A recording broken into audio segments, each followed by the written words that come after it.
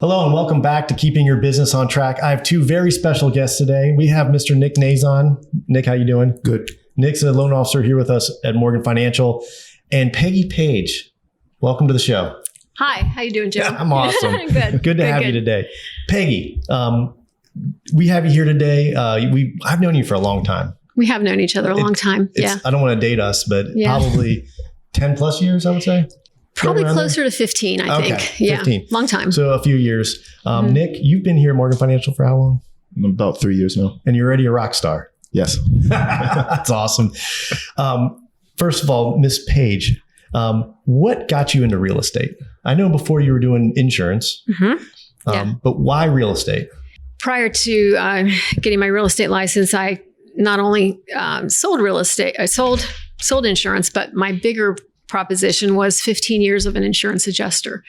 And through that, I learned contracts. I went up against some of the toughest attorneys in Orange County. I worked Orange County. Okay. And you see all the advertisements on TV, whether it's, have you been injured in a car accident? I went in the courtroom up against them. And after the last 5 years in that 15-year path, I finally said, I think there's a better way to end my life, because it was truly taking my life, physically, mentally. And finally, I just said, it's time to look somewhere else. And of course, that field groomed me perfectly into negotiation, contracts, knowing building codes. I mean, you name it. I walked straight into real estate. And my goal was my first year in real estate, I wanted to make more than I did in my last year of the corporate world. And I exceeded that. That's awesome. Yeah, it was people laughed at me when I said that. I went to one of the name brands that, I was told they're going to give you some really good training. My very first day in training, the guy stood up there, and nothing against this brand, and I won't mention it. He stood up there with his PowerPoint. He showed a pie, and he said, this is the percentage that this particular brokerage usually draws out of Brevard County. How many of you will say that out of these X amount of deals that you think that you can fall into this percentage? And I didn't raise my hand. I was the only one in the room of almost 20 agents that didn't raise my hand. And he said, Peggy, why would you say you can't do this? And I said, because I can do more. Wow, that's a limiting belief. And I said, not to say that I am going to my first year, but I think you're telling us this is what we expect of you. And I don't want to do that. And I knew from that first day, let me get the training that I need. Let me take my post-licensing exam, which you have to, or, get my hours in. I stayed there literally less than 90 days. Wow. And then I went to a boutique luxury brokerage, and I did very well there for many years. And I hired a coach. That's another thing. If you're in real estate and you don't have someone that is either mentoring you or coaching you, I would tell you that is going to not only improve your business, but improve your personal life, because it gives you a direction, someone who has actually walked the road. And my very first year that I hired my coach, I paid $12,000. I thought that was all the money in the world. I thought, what in the world? I sat down with them and they said, our goal here is to triple that money in your first year, so that you say, I've made $36,000 more than I would have had I not hired you. Wow. So at that point, I did that in my first year. My second year, it doubled again. So with that, I can't tell you how important it is to hire a coach, hire a mentor, have someone in your pocket that helps you set goals. So with that, my coaches, Tim and Julie Harris, they presented the EXP program to me. And they said, we know your numbers. We have to show you this program, that this brokerage that's going to change real estate as we know it. So I flew out to Texas. I was in this room sitting at a table of 8 people with some of the most well-known agents in America. I mean, I'm talking, one guy had 5 Keller Williams brokerages in Southern California. Imagine his impact. Mm-hmm. And I'm sitting there thinking, what am I doing sitting next to this guy? I'm a lowly Brevard County real estate agent. And needless to say, changed over to EXP. The model, bar none, is so superior to anything else that's out there. It cannot be competed with in today's market. Wow. I mean, if anybody wants to email me, Peggy@peggypage.com, I will send you the numbers. I don't want to do it on this podcast, but Q1 of 2023, the losses that every single major brokerage took, it can't be sustained because they have so many expenses attached with their brick and mortar. EXP has zero debt, which means, the old saying, big ships turn slowly. That's not the case with us because we don't have all that weight. So with that, we're able to shift however the market is shifting. We can create programs that work in that particular market with no brick and mortar. So with that, if you are struggling with your current broker, I'm not telling you to come to EXP, but at least talk to an EXP agent. Call me, text me. Anybody that's within the EXP program that is a mentor or at least has people that they actually know the program. Talk to them because it could be a benefit to what you're doing now. And it's not to say that I know a lot of people love their brokers, but it has everything to do with what is cost effective for your daily business. And it is your business. It's not their business. So that's where I am. That's how long I've been in the business. How long is that? A 5-minute answer? I think you answered all of our questions today. So there I'm kidding. No, that was great. It's really interesting to see people's progression, when they start out thinking, and I love that comment about that trainer at that real estate brokerage that, they're limiting you, right? Don't limit me. Don't tell me what I can and can't do. That just challenges me more. So what do you love about the real estate business? Every day is different. It truly is. Every day is different. And I can make it whatever I want it to be. A lot of people, and I'm sorry to say, because of the sheer number of licensed real estate agents there are in Brevard County, if you knocked on 5 doors, there'd be one that answered the door that said, yes, I'm a licensed real estate agent. That doesn't mean they're a producer. Yeah. They have it for one reason, or maybe they don't use it, whatever it is. But in real estate, you have the ability to get up in the morning and say, I have my license. I'm ready to get started to someday do something. Or you can say, I know what my day is going to be. I know what my goals are, and I know why I'm doing what I'm doing. So that's the difference. It is your own business. It's really the only business that you can go into, make 6 figures without even blinking an eye, and invest $1,000 in a license, and with EXP, $85 a month for a technology fee, and you're now selling $3-4 million homes. Or if you're in the market to sell $500,000 homes, $250,000 homes, you can do that by investing literally $1,000 and getting under somebody that's a good mentor to say, this is how you do it. You mentioned something there about goals. I mean, Nic, I know you're very goal oriented, but talk about how important those goals are every day that you go after. I mean, it just gives you a purpose, like Peggy said. So you set your goals and you chase them. You might not hit them every day, and it's very important for you to reflect and understand why didn't I hit my goals? What can I do different tomorrow to hit my goals?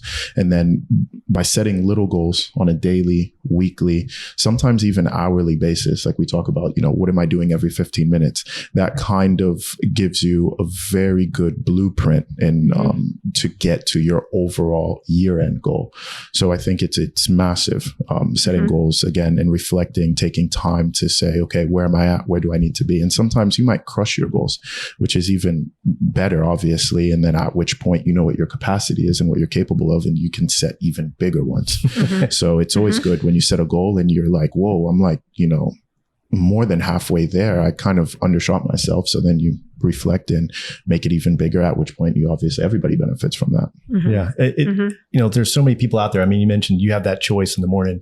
It's, I have a real estate license. What am I going to choose to do with it? And there's so many people out there that their goal is more. And I'm like, well, how do you know if you hit your goal or not?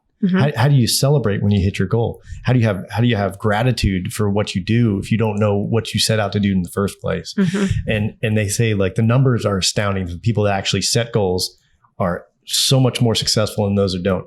And the ones who actually write those down, they're 3 times more successful than the ones that have goals but don't write them down.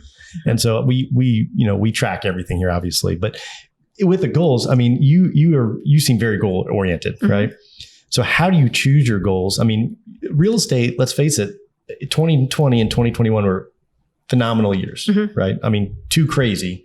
We're like, I don't know if I want to do that again or not, but I wouldn't mind it. But how do you set your goals? Like one year or the other, what do you do to set those goals? Yeah.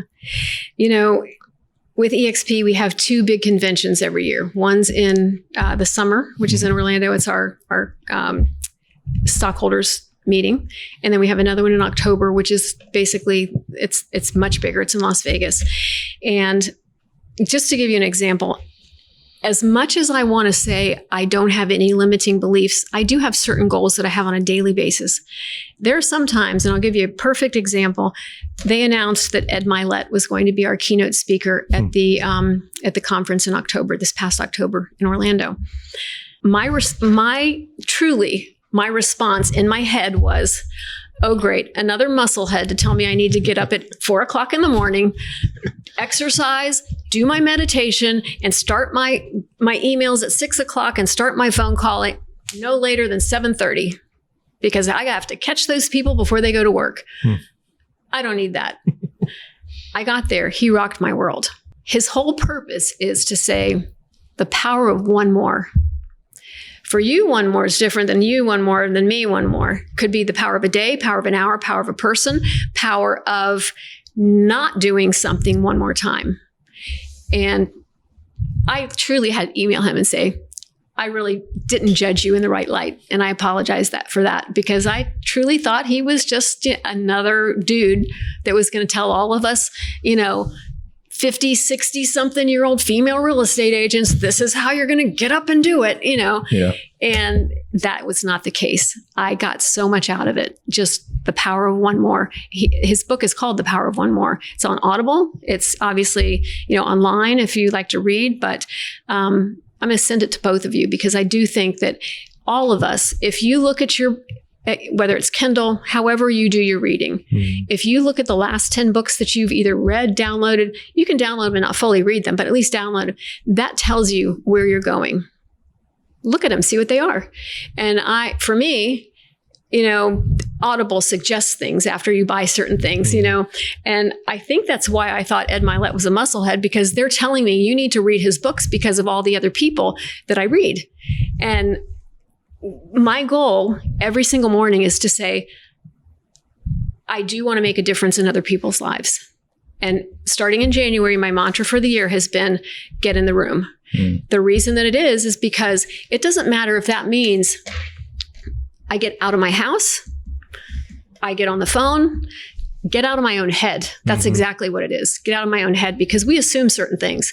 So for me to get out of the room could mean I get my nails done. I can't stand sitting there. You can't touch your phone. You can't do your emails. You have to just sit there. For me, you might as well, just tie me up. So in January, I said, I've got to get in this room, get my nails done. So I said, I am going to start thinking about who can I impact when I'm there. I also have them in a locked position. They're not going anywhere either. Can't move your hands. Right. Yeah. They can't move. They've got to finish. Right. Well, they look like fabulous. Oh, thank you. Yeah. Thank you. So I had to start having that other attitude of saying, if I'm going to get in the room, I'm going to impact whoever I'm in the room with. So just to give you an example, last week, and believe me, I don't want to toot my own horn, but I'm sitting there having my nails done. There's this group of girls that come in, and just by the way they're dressed, and they were special needs girls, and they came in. A sea of people came out of the back of this nail salon. We're talking 8:30 in the morning, and I'm thinking, wow, this is a little early for them to be here. So they came out of the back. Each nail tech gets a special needs girl. They start doing the manicures. And I'm just watching this. And I'm thinking, that's why I'm here early today. So I said to the owner, who I know pretty well, and I said, do you know where they're from? He said, you know what? I don't. They called me yesterday and said, hey, I've got 10 girls that want to come in for manicures. Can you handle it? We need to come in early. He said, sure. So I said, are they having manicures? What are they having done? He goes, just straight up manicures. And I said, I want to pay for them. I said, here's my credit card. I want you to pay for them and don't tell them that I paid for them. So he, did the charge card, brought it back over. And when he brought the credit slip, it was sitting there. I was the only one in the salon besides these 10 girls. So it's kind of hard to be inconspicuous, if you know what I mean, when they went to check out and there was no fee. So the girl comes over and she goes, you have made these girls' days. They're from a special needs school, and they've been invited to go to the prom. Oh, wow. So they were all going to their prom that night, and they had their manicures done. When they left, the owner came over to me and said, "Here, Peggy, here's a gift card for that amount." And I said, "You don't need to do that." And he said, "No, I do." I said, "I tell you what, give me 3 of these. Do it into 3. I'm going to give these to other people that maybe need manicures that can come in here and help your business. Maybe they can start coming here." That's the kind of thing that when you watch, why am I in this room? Mm-hmm. Why am I in this room? Yeah. What do I have that's going to add to this room? And that is my goal for the day. It truly is. Now, I'm not telling you that every day is like when I'm getting, a real estate deal that's going sideways, that I'm like, let me see how I can help this person and give them more money. It is tough, but I have to know that at the end of the day, my integrity has been upheld, my word has been upheld, and I'm going on to the next deal feeling good about it. It's hard to follow that, because that's a great story. Have brought almost little tears to my eyes, but it's funny because you are the CEO of your own business, yes. Right? And we have each good company. The most important asset, or the most important thing in a company, is the culture, right? Mm-hmm. So your company, right? Your personal business, you're the CEO of your company. Mm-hmm. You have a culture, yes, right? What defines your culture? How do you define your culture, and how did you get there? Culture is a funny word, because culture can be your mindset. Mm. It can be your faith. It can be your mindset and your faith. There's a scripture in James that says, we go and we look in the mirror and we see certain things and we identify with those things in the mirror. And then we walk away and we forget what we look like. And that means you get up in the morning with these great intentions and you say, I want to be true to myself. I want to be true to who I am. I want my faith to be an example of who I am through the day. But then all of a sudden, something creeps in. You forget sometimes that you have that faith that you're going to be seen through, or you have that integrity. So all of that comes into play. Your character, your integrity, all of that is part of who your business is. And it's a daily choice. I hope I never get to the point where I can say 2 weeks down the road, oh yeah, I looked at myself in the mirror 2 weeks ago, and I remember what I looked like 2 weeks ago. I want every single morning to be looking in the mirror and saying, that's exactly what I look like. And by tonight, I still want to look like that. Mm. Yeah, that's strong. Mm-hmm. Yeah, good. Nick, what do you have to say about that? How does that apply to you? I trailed that. I mean, it's the culture piece is big. It's getting back to like the goal setting and your why and hitting your goals. If you have a good culture internally, and obviously in the workplace, it's huge too. But if you really understand, your purpose and have good intentions, when you veer off pace to hit the goals that we just referenced, it kind of trails you right back. Mm-hmm. And it, again, is infectious. So a lot of times what you'll realize too is because you have such a good spirit about yourself, good understanding, a good why, it will bleed into your clients. It will bleed into your partners when they're down. And like Peggy said, when you getting in the room, or, why am I here? What purpose do I serve? It kind of just helps along with that as well. Cool. Yeah. You said you had a theme for the year. Every year I have a theme. Always have one word.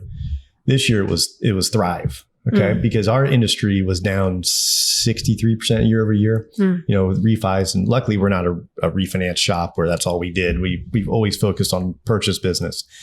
And the word for me was thrive, because I knew we were going to be in a down market for mortgages. Mm-hmm. Yeah, I knew it was going to be a tough market. Yeah. Is it a tough market? Yeah. Yeah. But I wanted to thrive when other people, the mindset is, it's the rates, it's the market, it's the this, it's the that. I'm like, no excuses. We're here to succeed and win. Mm-hmm. Win by the terms in which we decide it was a win. Mm-hmm. And sometimes it's hard. It's hard to wake up every morning and say, I want to look like that at the end of the day. Mm-hmm. But because it's hard, it makes it worthwhile. Mm-hmm. And so I love that you said that about that. That was a great comment. So speaking of the market, how do you find success in this market? What what keeps you motivated, waking up saying, I do want to look like that at the end of the day. I want to be that person, keep my integrity, yet still succeed. How do you do it? Or what motivates you? And how do you find this success in this market? I know this sounds cliche, but when you serve people, the money comes. Right. The money comes. And I think I learned this from you, Joe, about 8 years ago. And I tell my agents all the time, people come to you and they're not looking to become a renter. They know how easy it is to go rent a house, rent an apartment. If they're coming into Brevard County, they may need to know areas, but they can pretty much seek out that kind of product themselves.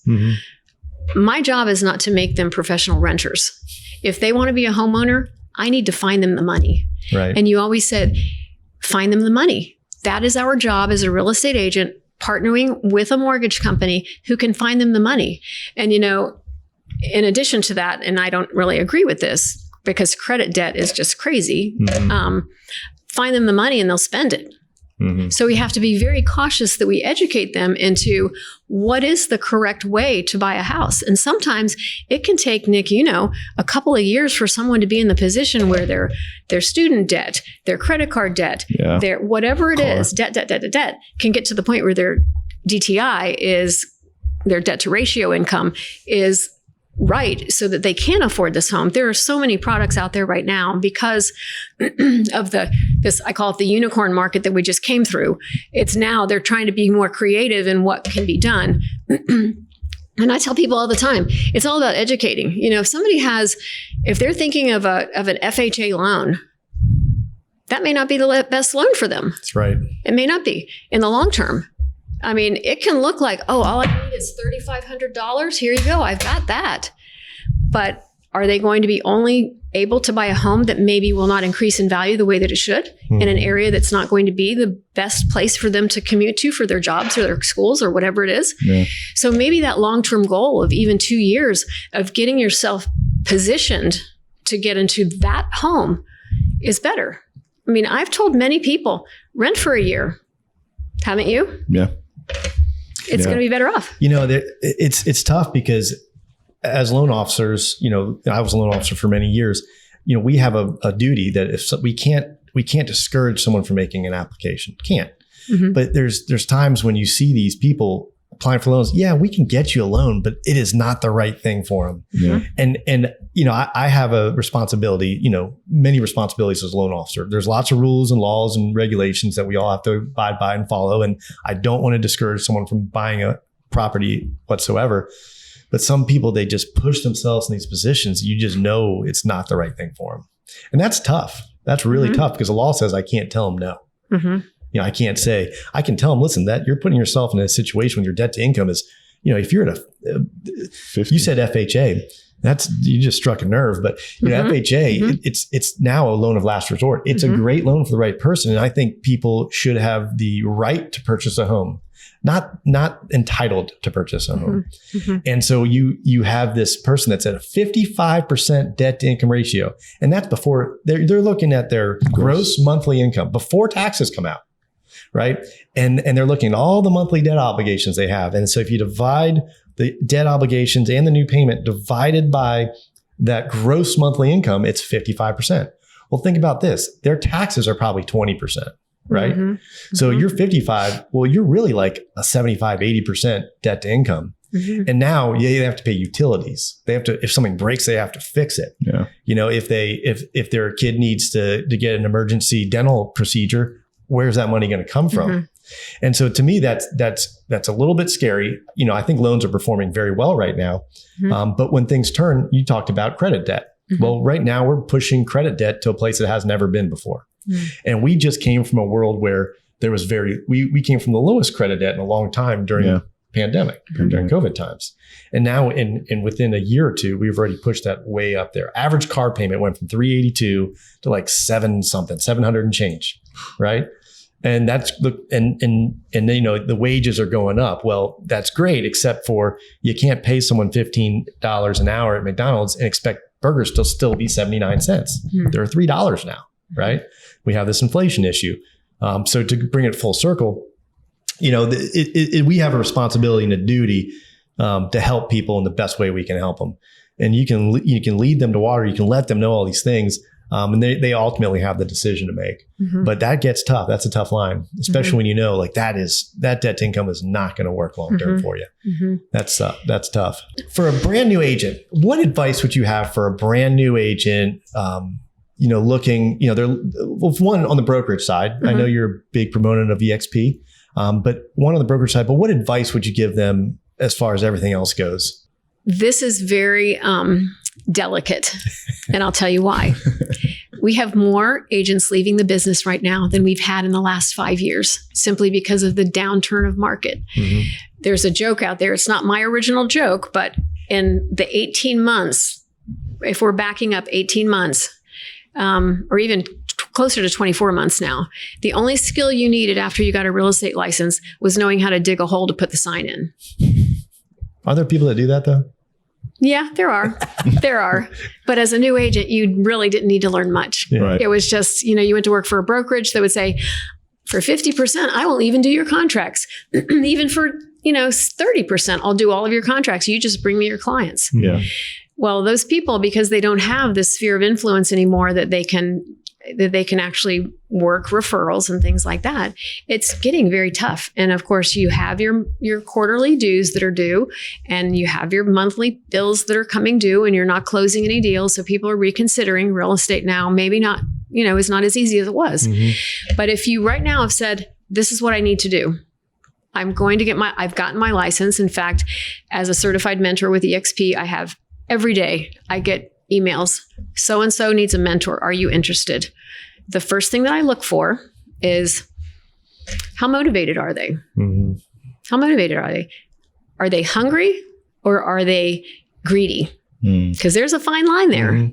You can be greedy and not hungry, or you can be hungry and not greedy. So those are my two tests. And I actually, I make a phone call. I don't do a text. I don't do an email. I talk to them voice to voice and say, what's your purpose? What are you doing in real estate? What is your expectations? How can I help you meet your expectations? And in that 30-minute call, I can tell 100% of the time. And that's a bold statement, whether at the end of a year, they'll still be in real estate. Wow.